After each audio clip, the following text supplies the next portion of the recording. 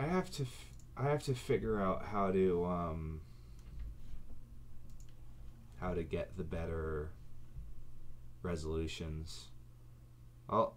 I think I actually do need to get a better internet subscription, and that's fine.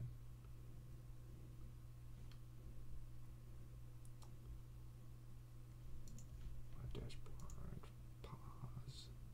And we are live for Depths of Gaming episode 17.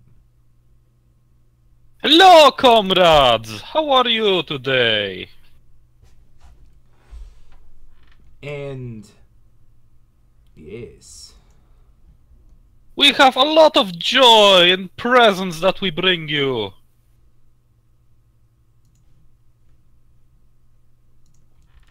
indeed we do. You have your notes prepared, Necro? What's a notes?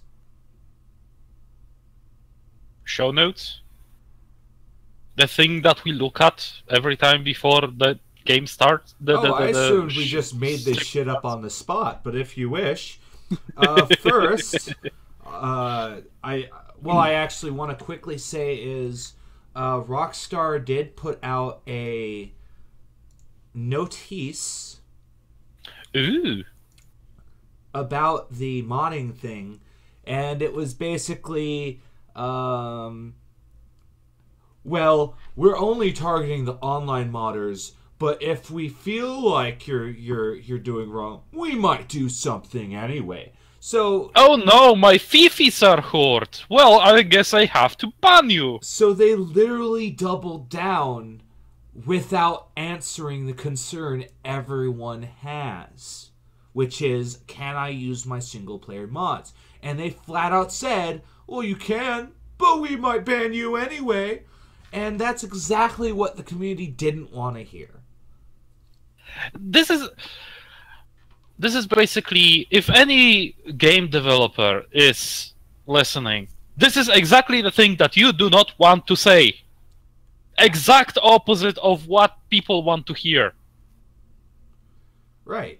It's really bad. Do not go to your legal team. Do not put your legal team in front of your customers, because they will tell them the exact wrong shit. This is the reason why you put the PR team at the front. Oh yeah, this is the episode where we bag on bad PR, for sure.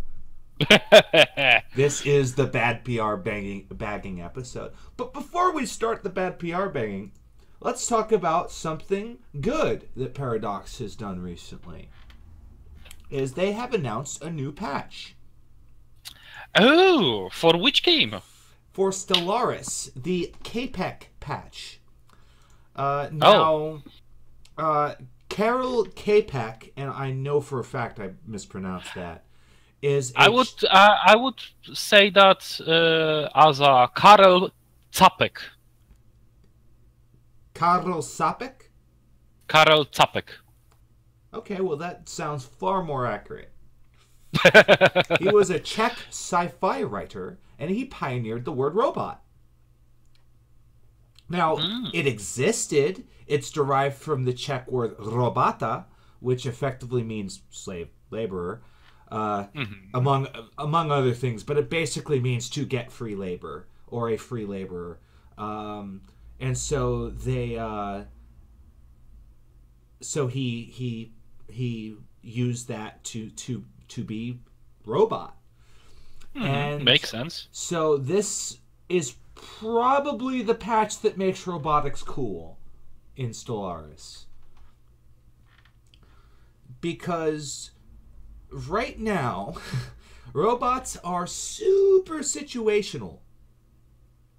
Yeah, they really dig into your power economy, your energy economy, because they do not live on food. They live on basically that other resource that you need to develop your country.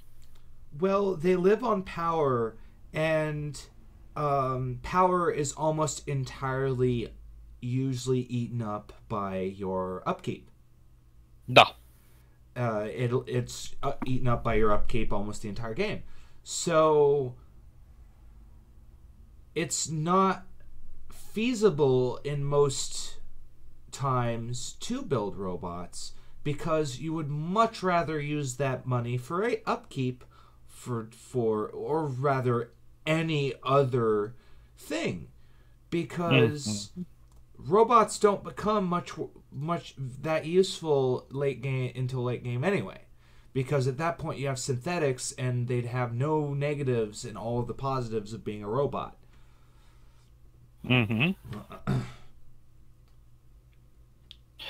Also, another thing is that the secret AI empire that can sprung into existence. That's true. You're better off just ignoring robots unless you're materialist, because otherwise you will, and there's no question about this, you absolutely will trigger the AI rebellion if you have synthetics without making them people, or without giving them rights. Yeah, that's what triggers it. So I believe that materialists also have like a what was it? A fraction that demands robotics, because or they are very unhappy if someone else has robotics and you do not. Yeah, they want you to have robotics, which so for the influence basically. And that's the speculation as to what they're actually changing. The first major thing is genetic templates. Now, right now, genetic modification is a little wonky, because if you colonize a planet while you're in the process of a genetic modification, they don't count. So you end up with a bunch of doubles on your list of your race, but with different kinds of traits. And that makes the species view really shitty, actually, if you're in a big game. Yeah, pretty much, because you have to finish the first genetic manipulations, and then you immediately have to start another one, and basically you have, like, I would say 100 to 150 turns wasted on wasted on genetic manipulation, instead of going basically just 75 turns and getting the research into society done. So how they're doing it is now you set up loadouts of traits and you turn people into those loadouts. Sounds cool. And I'm gonna like that, because it's super helpful if you want to play the geneticists. And that's typically the one you can drift towards because the materialist and the spiritualist are opposite ends of the spectrum, and you have to have specific ethos in order to use it anyway. Now, true, there's a system for changing it, but why?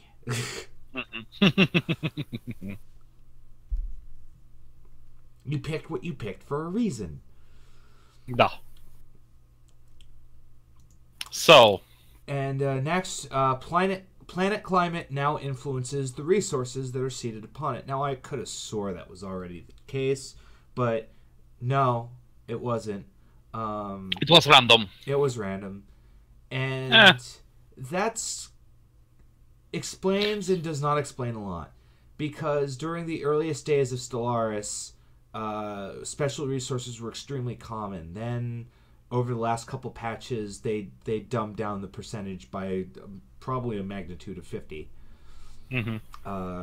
Because, in fact, when the energy crystals came out, that was the only resource that spawned in abundance. Everything else was uber rare. Ooh. And that changed. Eventually. It had to, yeah. And so now, depending on what your planet is, it'll see different things. So dry planets will have more energy. Wet planets have more food, that sort of thing. Yeah, and makes sense. And that opens up the strategy that kind of should have always been in the game of what planet am I looking at next. It should have always mattered what planets you were gunning for, and it kind of didn't. So you sort of just seeded anything that was big enough to put people on, really. Yeah, I guess, but that... remember, first time we were talking about Stellaris, you were saying that there's the habitable worlds are so rare, right? And now, in addition to that rarity, you also have to look at the idea that not every habitable world has the resources that you need to expand your empire. Mm-hmm. You remember? Yeah, I remember. Yeah. So, I guess terraforming would keep the resources on the same place. Yeah. So that might be a way around it. Well, but yeah, in general, it's cool. Yeah, in general, this is going to dramatically change how spiral maps play out. Because the standard procedure for playing Spiral is to immediately blob out as fast as you can. Yep. Otherwise, it's wasted space because the AI is just going to take it and they won't use it. Mm-hmm. Mm-hmm. And that's going to change because now all you really need is just a big enough planet with what you want. Mm-hmm. And it's also going to make it a little more clear of a choice of what biome you want. Because now if you're an agrarian race, then you're more likely than not going to be on wet planets because you're going to want all those food bonuses. Ooh, that actually makes sense. Basically ties the your race to a type of planet, because previously the type of planet was completely arbitrary. It was just completely arbitrary. Some looked cool. Yeah, it was basically the only thing that it affected, I believe, was the fact that modifiers where on the spectrum were you compared to other people, and how badly you need to research terraforming to get certain planets. Yes, and terraforming. Oh God, I am so glad that they changed this so long ago. Is that you used to have to research every type of planet before you can colonize it. Man, you were at the mercy of the tech system. Pretty much. And now it's just, I believe, like 3 levels of terraforming tech. Well, yeah, the terraforming is now kind of where all that technology went. Is there's a technology that lets you change the overall biome, and there's a technology there's the technology that changes the biome, there's a technology that lets you change the biome if there are people on it, and there's the technology that lets you reform tomb worlds. I see. Makes sense.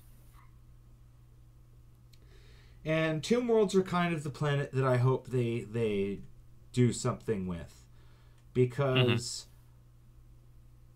there was, in the early days before they made it where you can you didn't need the tech,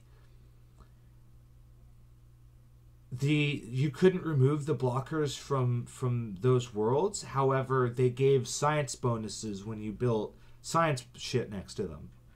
Mm-hmm. So they were kind of the method they had to science spam. It was just really hard to do it. Mm-hmm. Now they're kind of Well, I guess. Well, the game basically gets more and more balanced as the time goes on, which is nice. Well, I'm happy for that. But then again, that leads us to our next next topic, because every change that they bring up and that they balance out well, that goes into the DLCs, and those DLCs cost real money. And Paradox wants to pull out more money out of you. At least out of those players who actually live in other countries. Right. Because, as anyone familiar with Paradox knows, is they don't actually make many games. They only have, like, less than 10. The majority of their production is spent in post-release content, popularly known as DLC. And... Which is fine. However, they have a gigantic library of this DLC at this point, and a lot of it's priced as if the game just came out. Yeah, now, I believe that Crusader Kings costs, if you want to buy it with all DLCs, it costs like $200. $200 to $300 easily. Yeah.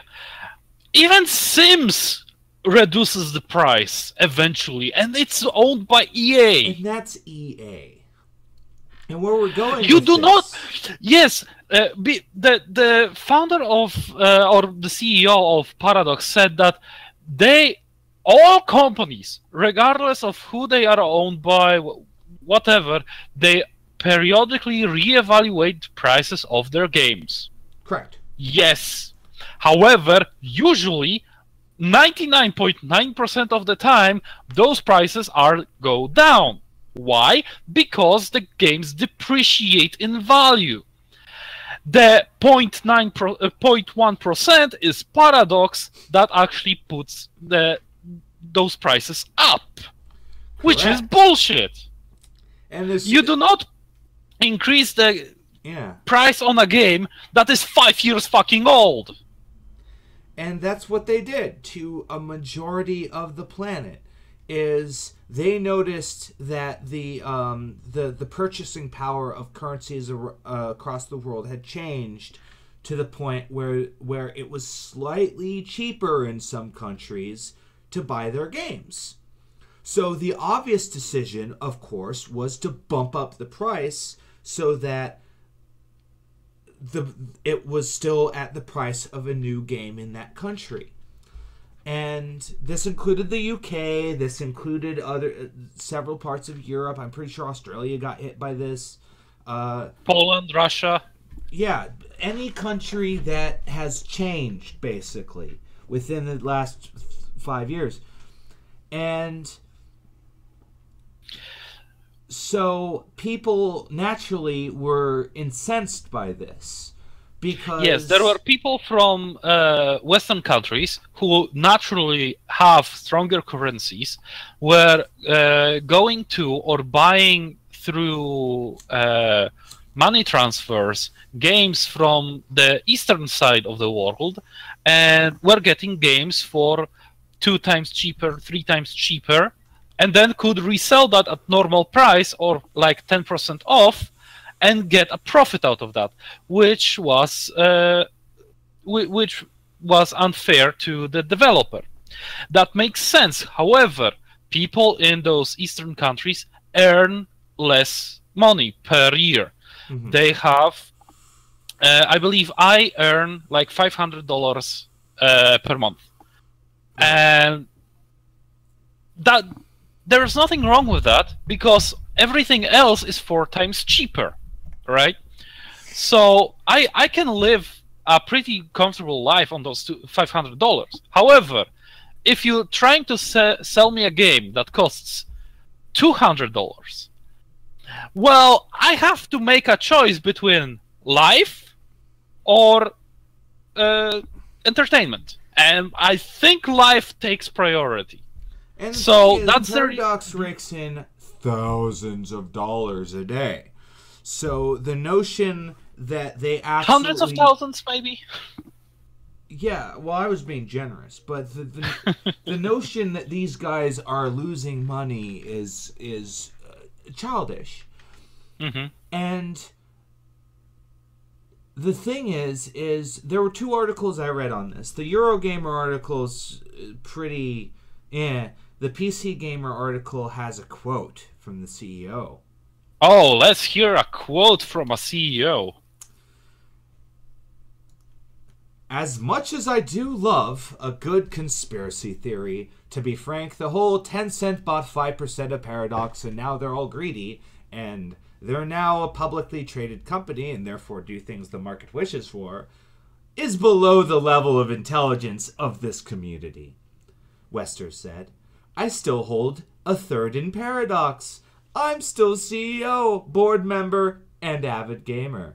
All you need to know is that the buck stops here. All problems feedback can easily be sent my way. I will not always agree, but I promise to listen.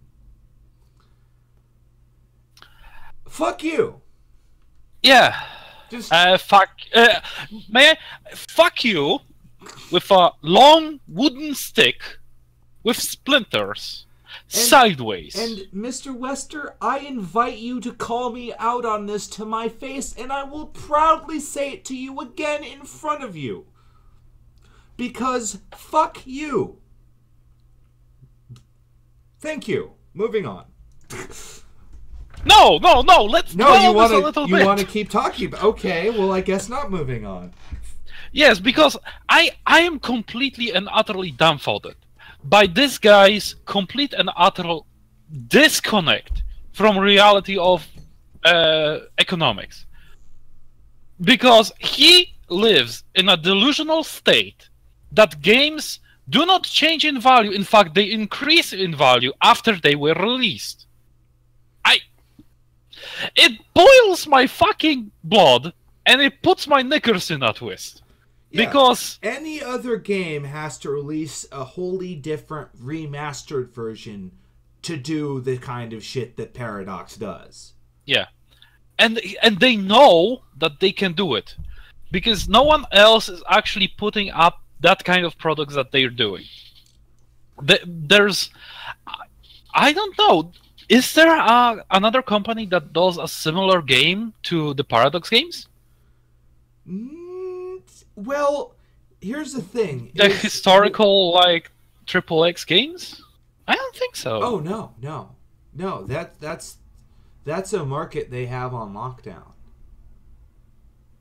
Yeah, pretty much. They have that going for them. They have those. They have the Total War series. Huh? They have the Total War series with their engine. They have the. That's not Paradox. No. No. That's Sega. Oh, Sega but aren't they using their engine? No, Paradox has done everything in their own engine, Clausewitz. Oh, interesting. No, okay there's then. No way Clausewitz could do Total War. What?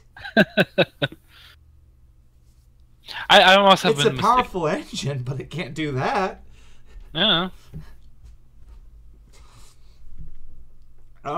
But yeah, that's our point on this. Is there is a severe disconnect between this guy and reality, just in this industry. Now, keep in mind, we don't shit out games and updates all the time. We're rather low fish. But we still know what goes into this. And we have to respectfully disagree on this. The notion that just because you patch your game with more content every couple months, that it holds the same value it did when it launched, and you have the right to jack it up to that price everywhere. No, you don't have that right. Well, technically he does have that right, but we have a right to put a very long stick with splinters up his ass. Well, there's the counter to that, is yes, he has the right to, but holy shit did we argue with them. Because that's very bad PR move and very arrogant behavior. We almost forgot about this, is they held firm for about 6 days. They held very firm. They were like, this notion that we're more greedy is inconclusive. How could you possibly say this? And then we kept saying it, and then finally go, oh, well, we're really lowering the prices now.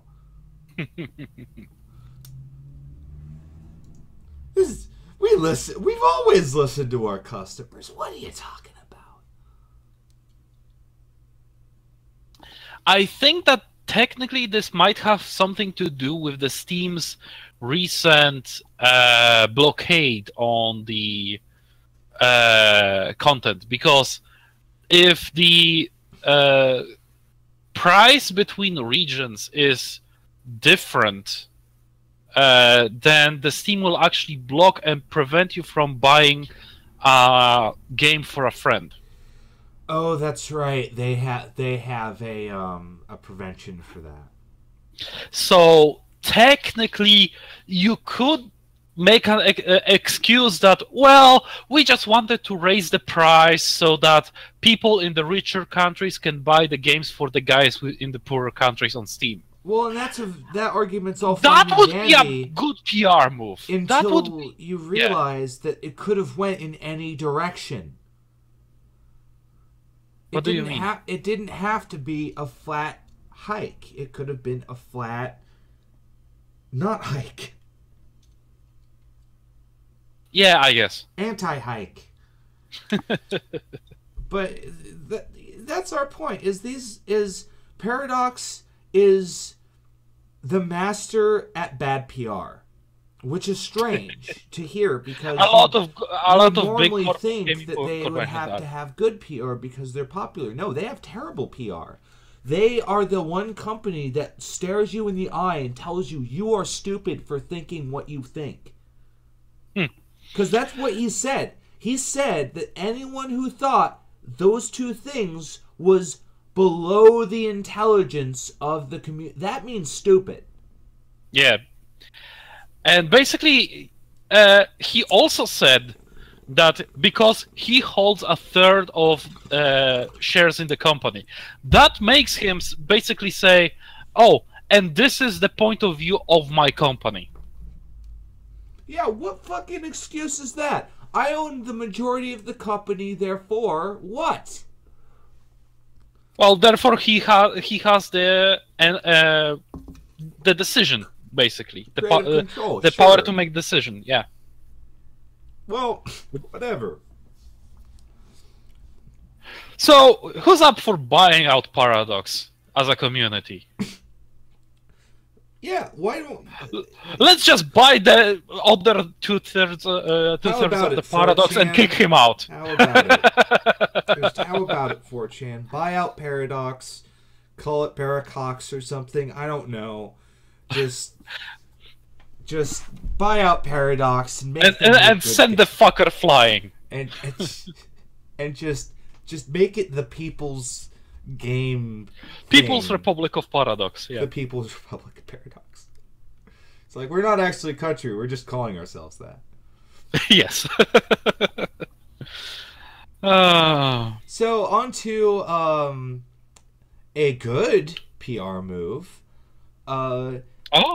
Secret World Legends is technically already available, but it's getting released tomorrow. Oh, tell us more about the Secret World Legends. What is it? Secret World Legends is the free-to-play version of the Secret World, which was... It's best described as the modern horror World of Warcraft. Because it's got all the grind of World of Warcraft, but it was in this glorious Lovecraftian World of Darkness setting, and there's like zombies and vampires and shit. So basically Conspiracy the MMO. Yes. Because like World of Darkness, the entire setting relies on just some guy looking at you going, it's true. And you go, what's true? Everything. It's all true. The Illuminati, the Templars, the zombies, the vampires, the aliens. It's all true. Of course it's all true. And Poland stands behind it, all of it. They own the Illuminati, they own the reptile people. Well, actually, reptile people were a kind of our genetic experiment. We wanted to have basically war beasts but something went wrong. We gave them a little bit too much intelligence, and now they're still loyal, so we let them run around the other countries and basically own the shit. On our behalf, of course.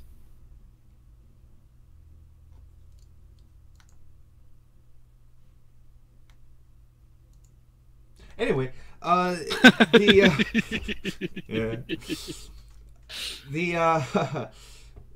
the game suffered from grind, a lot of grind, because it had these wonderful, beautiful cutscenes and story missions and a lot of voice acting. A lot of good ideas too. And the funny thing is this is all shit that KOTOR, or rather Tor was the multiplayer one, is the Old Republic was jerking themselves off left and right. But I kind of realized Secret World did it first, and better. In many ways, yeah. They made Secret World is the original, of course, was a very nice game. It had a lot of good ideas. It had a lot of very nice, like they had an incredible questing system because it revolved around unraveling the conspiracies, going around the town, following the manholes from one to another in order to discover. We'll get to that. Discover clues and stuff. It was amazing, but the game had serious problems. And the one that mostly hurt me was the fact that the later enemies in the game, well, actually, not even later in the game, quite early. They get bullet spongy. They were really quick. Yes, incredibly bullet spongy.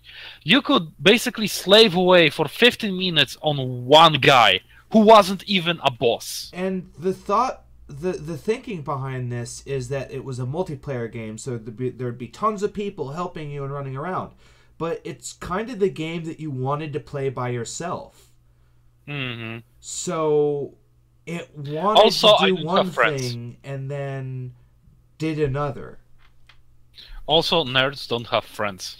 Yeah.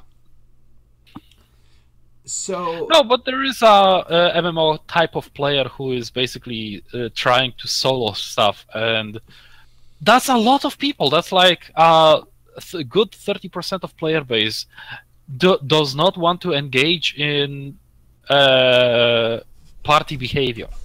Absolutely, and people kind of and the mainliners will kind of snicker at you when you ever try to tell them that games can be played by themselves. And it's funny because I'm a huge multiplayer advocate. I want it in every game I play. Yeah, I do still like to play by myself in those games because I usually just can't find people I can get along with. Because it happens. So getting along is difficult. So because you're typically running around yourself, you're fighting these enemies for minutes each. And almost all of these quests have to do with killing X number of things. Unless it's a puzzle, and we'll get to that. Yeah. Oh, puzzles. So, combat used weapon styles. There was like a bunch of ranged weapons, bunch of melee weapons, bunch of spells. And the spells were kind of what you would expect. There's kill magic, heal magic, death magic, love magic, death magic, hate magic, fire magic, wonder magic, magic, wind magic, heart magic, Christian magic, Teutonic magic, magic, fucking magic. It's everywhere. So yes. You have the spark, so you can do magic, and yeah, therefore you have the spark. You can just do everything. And so, the thing about all these weapons is they're all equally shit. They all don't do a lot of damage in a game where everything has hit points. Lots of them. It felt like I was playing 3rd edition D&D and just like hundreds of hit points to kill everything.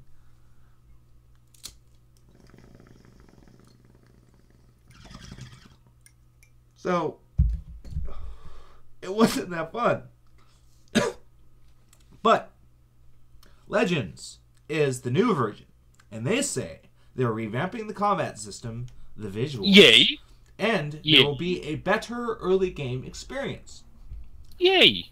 What that says to me is they're going to crank down the HP of everything. So I like that. And by early game experience, they probably mean they're going to tighten up some of the quests. They're going to make some of the puzzles easier. And we will get to that. And, I mean, I stopped playing it because there got to the point where it really wanted you to have more people with you. And my computer was having a hard time with it. And I'm pretty sure the people who gave me the account, like, stole it back or something, because all of a sudden I can't get my old Secret World credentials for some reason. I don't know. Oh, no, I know what happened. A guy got me an account. I remember now. It was an illicit account. I see. Back in my glory days when I was a little punk.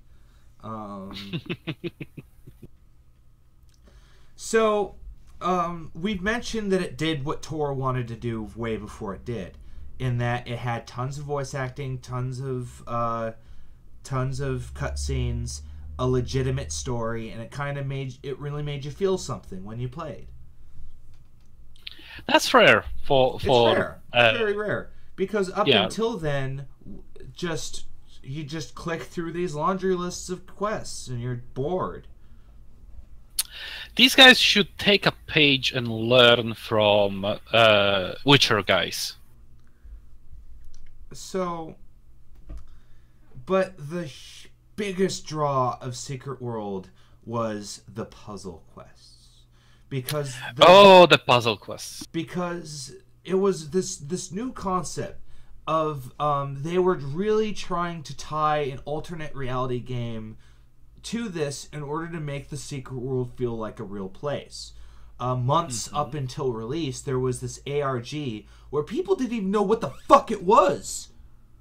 They were just getting these emails and they were doing these quests and they were like, what the fuck is going on? Until they realized it was a game, and some people were interested, but most people were like, "Eh, whatever." And that's kind of what introduced me to the concept of alternate reality games. And I'm kind of embarrassed that the book I bought and read on alternate reality games didn't even mention this thing at all. It might have been an older book, that's why. But it was really interesting how the PR power they had behind this game. But this was also its downfall, because the game had a window function for Googling within the game. And the idea of this, of course, was to make you Google the hints they gave you. But what did you end up using it for, Christian?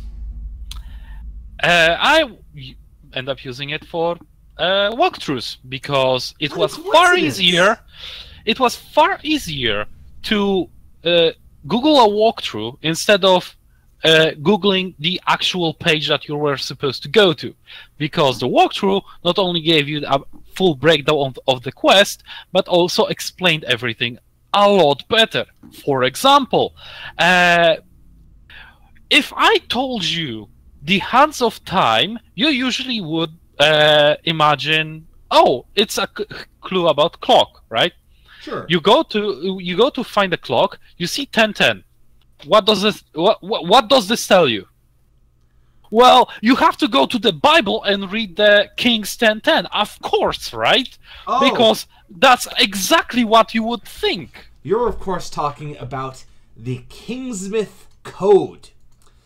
Yes, the most infamous, I believe, quest line available in the Secret World. The most infamous quest. And so Kingsmith is the very first area in the game. It's the Lovecraftian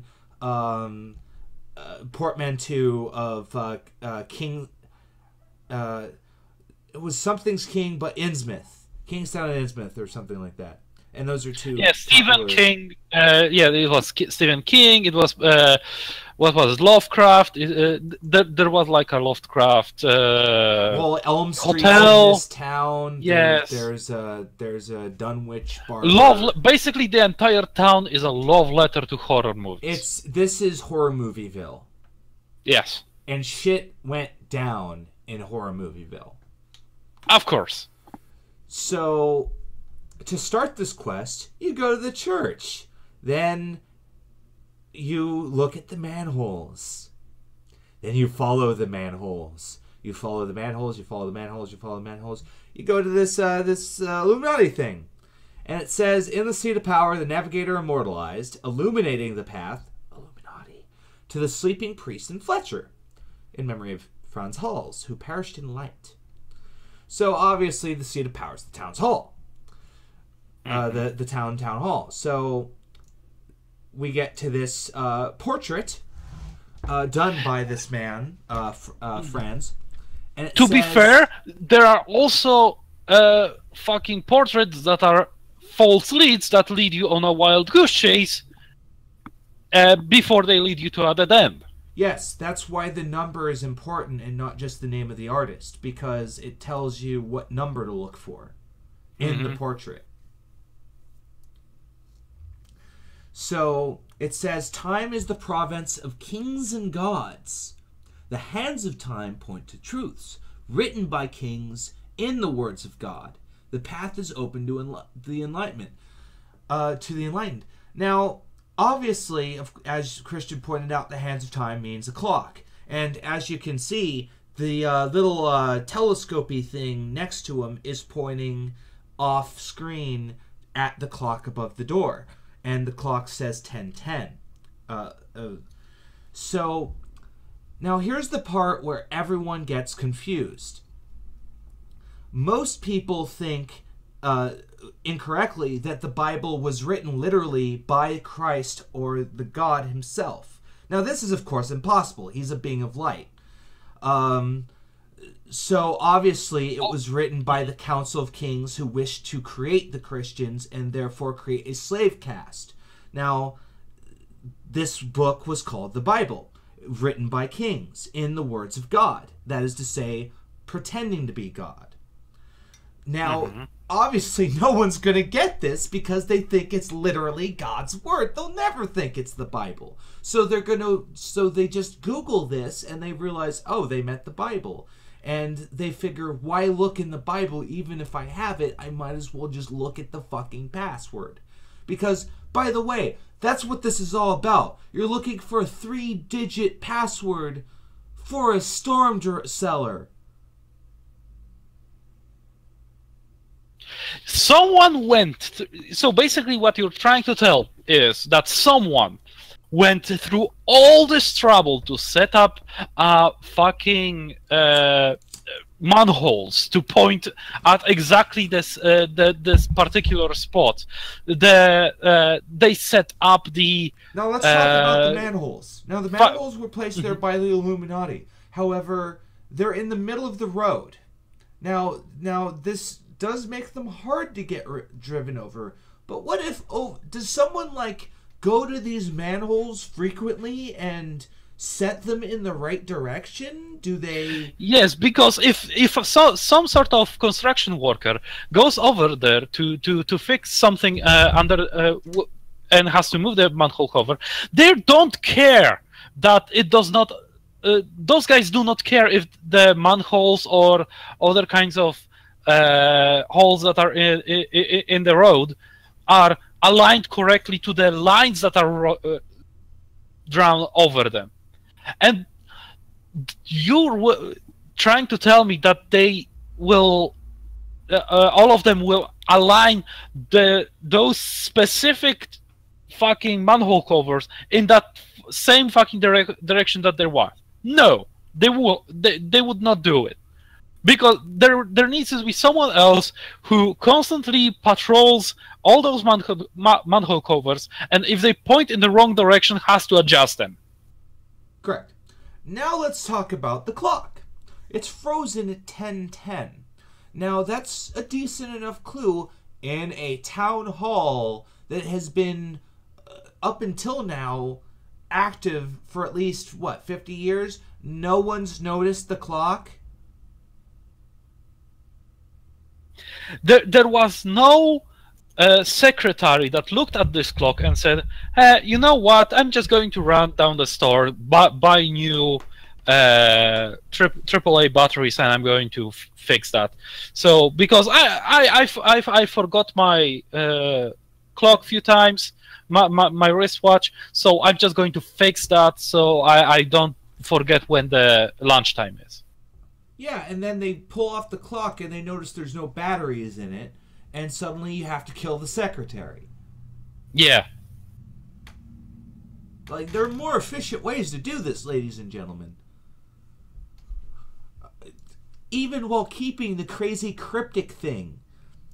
So, and by the way, the payoff for this, again, is the Storm Cellar. And the password is 120. And the reason it's 120 is because Sheba gave 120 talents of gold to Solomon. In Kings 10:10. And all of that for something that is in the wine cellar. What's the cellar? I don't remember. Yeah.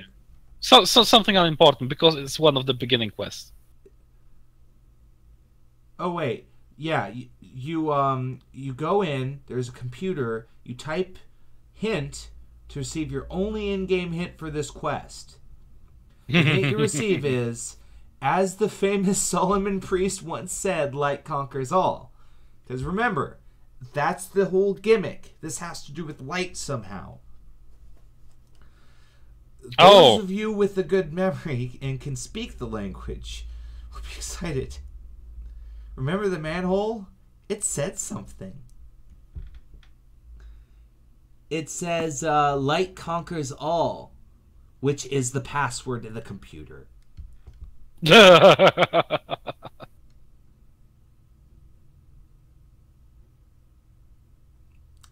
Yep. You not only have to own or look up the Bible, but you also have to have a rudimentary understanding of Latin. I'm pretty sure they give you an actual, hint of this, but still, you have to Google what Lux Omnia Vincent means. Because otherwise, that's what you're going to be typing in first. And of course, it's going to beep at you. Dumbass. And if this is a high-tech conspiracy computer, then that's how they root out the scrubs.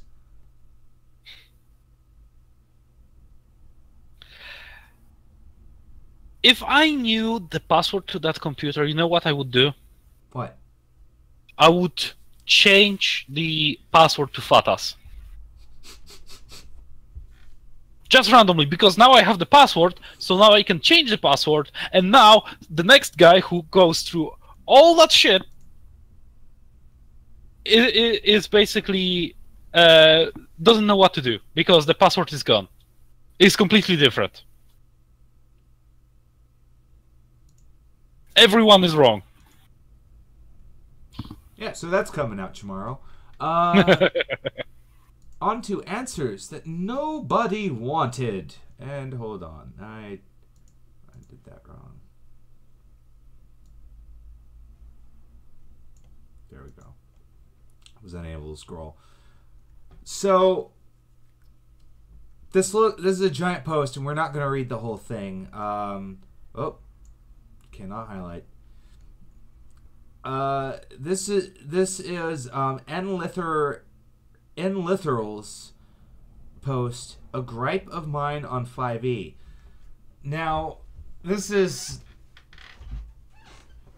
what happens when you read through the rules really, really quickly and you don't really think about what they mean. I mean really quick. Mm-hmm. Because He says he thinks it's a functional game. He thinks it's better than 4E. That's fine. So, it's the... What's his gripe? His gripe is there's an attitude in it that annoys me, and it's the attitude that traditional takes on classes should be enforced as standard. For me, this is most true with how sneak attack now works.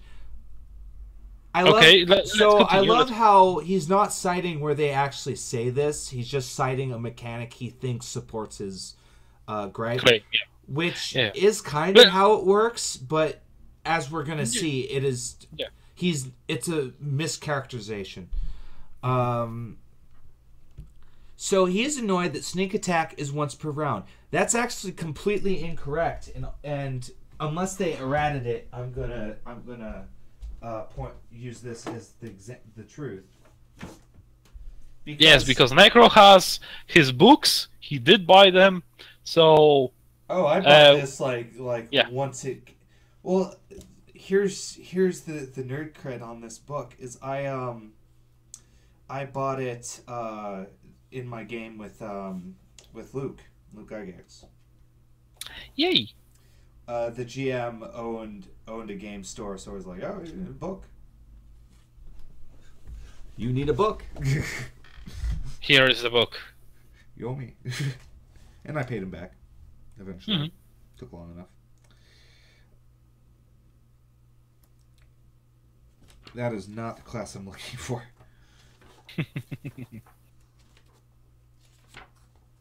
Rose back here. So, it says, once per turn, you can deal an extra 1d6 damage to one creature you hit with an attack if you advantage on the attack roll or fit other things. So, here's the thing is, I used to argue the fuck out of people on Reddit about this. Turn means every time it's your turn to do anything, you can do this. Because the how everything else works in 5th edition is it's a charge that you regain under specific circumstances. So for the longest time, I took this to mean, even though it says once per turn, it means at the start of your turn you get the sneak attack ability back. That's not what it says. It says once per turn.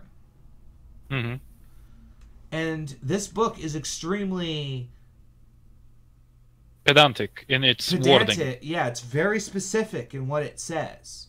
So you're not actually allowed to infer that much unless it really gives you that room when it comes to the rules. So even though this can be taken to mean once per round, and you typically will only get to do it once per round, you can do it more than once per round, and I will tell you how. Is as a rogue, contrary to popular belief, you actually do want to wade right in there, because anyone that ignores you and tries to get away from you, you get to sneak attack.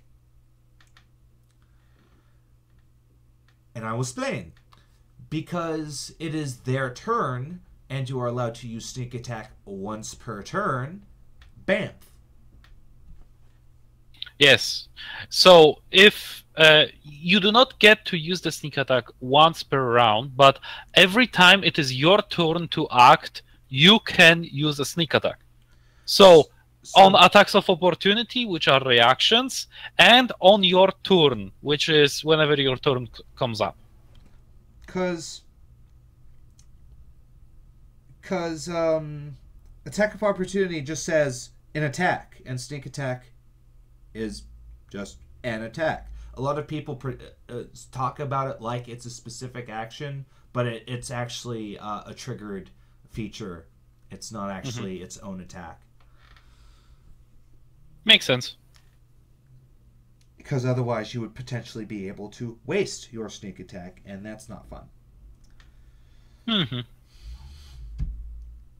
I mean, you can by missing, but that's beside the point. So yeah, let's get to the heart of the gripe of the guy. Now, now that we've cleared up that misconception, Mm-hmm. he says, I am not the sort of person who feels that rogues need to be dex-based. I much prefer rogues who use clubs and axes, or who multi-class and use heavy swords or sledgehammers. So the fact that one of the main class features pretty much requires you to use a finesse weapon was something that stopped me right in my tracks. So his misconception here, out of the two that he's made, is that if you use a finesse weapon, you have to use it as a dexterity weapon, and that's actually not true. It just gives the option, and it requires the weapon to have the option. So if you found a magical weapon that had finesse, there you go. Like a warhammer. It could be like a mithril warhammer or whatever. I'll look it up, but I'm almost entirely... I'll look it up later. I think the quick blade is a longsword that's finesse. I will look that up later. But I am almost entirely certain there's a type of magic weapon that gives finesse to the base weapon. Mm-hmm. And if it doesn't, why the hell not? I think the Sunblade is finesse, which is a long sword, because it's just a hilt. We'll see. We'll see. I'll look it up. Don't take my word on that. But my point being is that it's nowhere near as limiting as you think it is, and you should just drop it. My take on this is, if you want to play a rogue that uses his long swords and big axes and stuff like that, and uses his strength, then, I mean, at this point, why don't you play a warrior and basically play him as a brigand, like a warrior who has a crime in his blood, has past shrouded in shadows. This is a long-standing argument that I've always had with people, and that's the notion that class, that the name of the class necessitates that these things be true, or you can't be that person. Like, I've had people that have told me, oh, that doesn't sound like a ranger, or, oh, that doesn't sound like a rogue, or, oh, that doesn't sound like whatever. And I remember reading a post a long time ago of this guy that was in his own game, and the guy randomly says, elves don't behave that way. And it wasn't an elf. So it's that kind of thing. It's yeah, labels exist for a reason, but they don't necessitate stereotypes as being true. Yes, you can have a ranger who comes from is highborn in royal family, and basically is a ranger because it's a sport for him. Why not? Yeah, they're and it's very flamboyant about it. Yeah. You can play your characters however the fuck you want, as long as it has logical conclusions. As long as logic was a processing. And the thing is 3.5 had some serious class equals personality issues, especially with the OGL plague that happened. So I think this is just the standard player that joins the game, foists all of his personal views onto it, and then argues that as the game instead of the actual game itself. Like, I had a player like this for a while. He wouldn't look at the game's rules or anything. He'd just use, this is my assumption, and this is how it works. And then, of course, I'd go, that's quite contrary to how it actually works.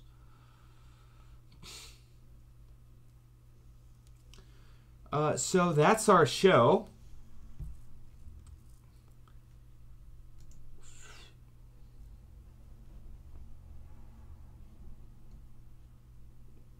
It was excellent show with Poland, yes? Very, very fun show. A lot of joy has been had. Indeed.